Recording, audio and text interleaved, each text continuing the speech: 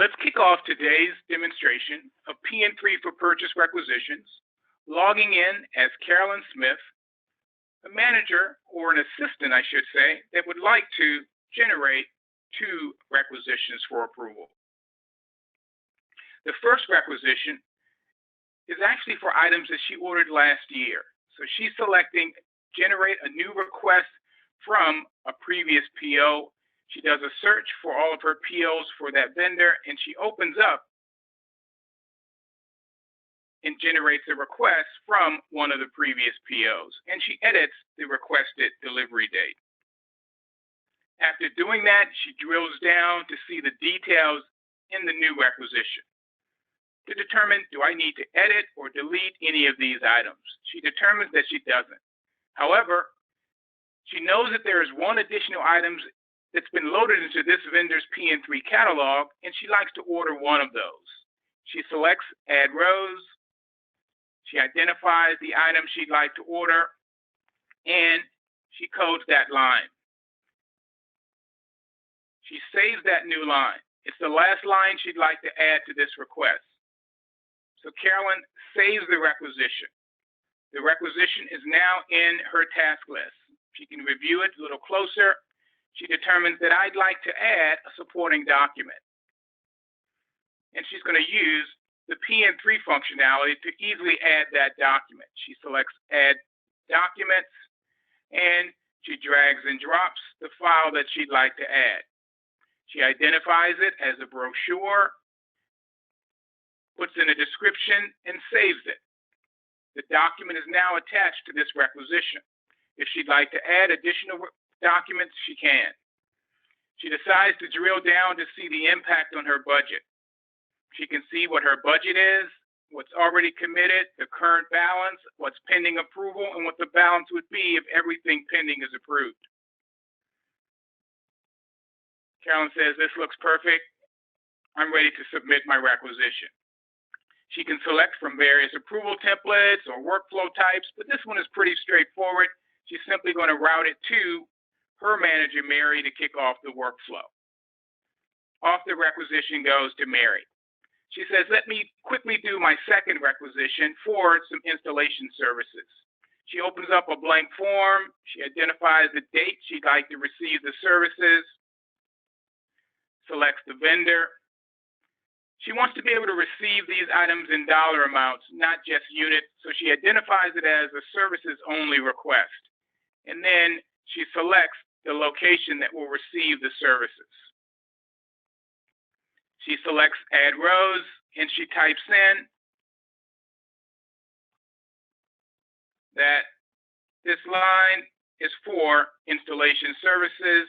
She enters the amount of the services, and she codes it. Then she saves that line. It's the last line, so she saves her form.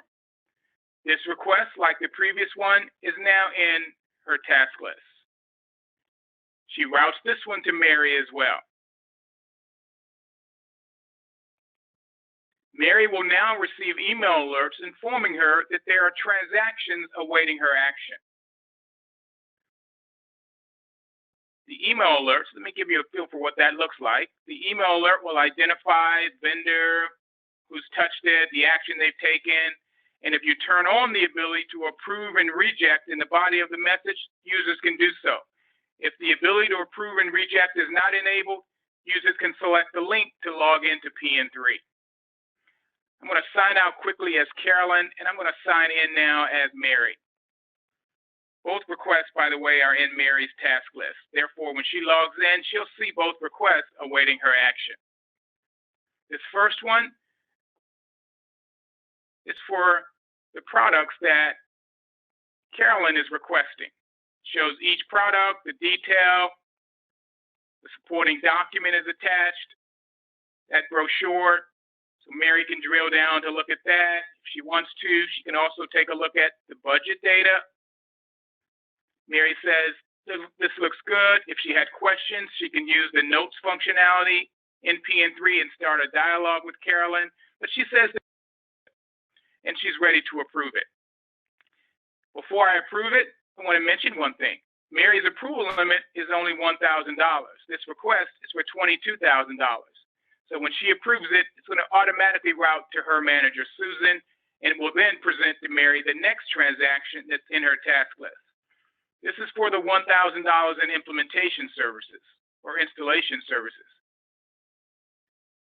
Mary approves this one, and because it's within her approval limit, it doesn't have to go to Susan.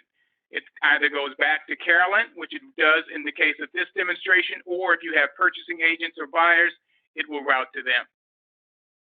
I'm going to quickly sign out as Mary, because I'm going to sign in as Mary's manager, Susan, because one of those requests that Mary approved went to Susan. Again, because it exceeded her approval limit. I open it up. Susan can review it. She can see that Mary has already approved it. And she says, this looks good. I'm approving it as well. It's within Susan's approval limit, so it automatically routes, again, back to Carolyn. Or if you have purchasing agents and buyers, it'll route to them for review before a PO is created. I'm going to sign in as Carolyn again, because now both of these requests are in Carolyn's task list. They're there because they're fully approved. We know that because there's now a Generate PO button. Carolyn generates her purchase order. It assigns a PO number. It will automatically email the PO to the vendor if you've enabled that feature, or you can manually generate the PO. It will have your logo, your terms and conditions, and by generate the PO, I meant generate a PDF of that PO, because the PO is already created. You can also receive against the PO.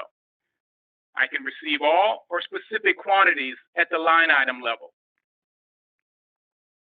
I want to open up that second PO as well, or that second request, and we're going to generate that purchase order. Because I want to show you one thing that's a little different here. Because it's a services-only PO, instead of receiving in units, I can receive in dollar amounts. There's a lot of additional functionality provided in PN3 for purchase requisitions, but we hope this demonstration gives you a quick view of some of the functionality available to your staff and managers. Thank you.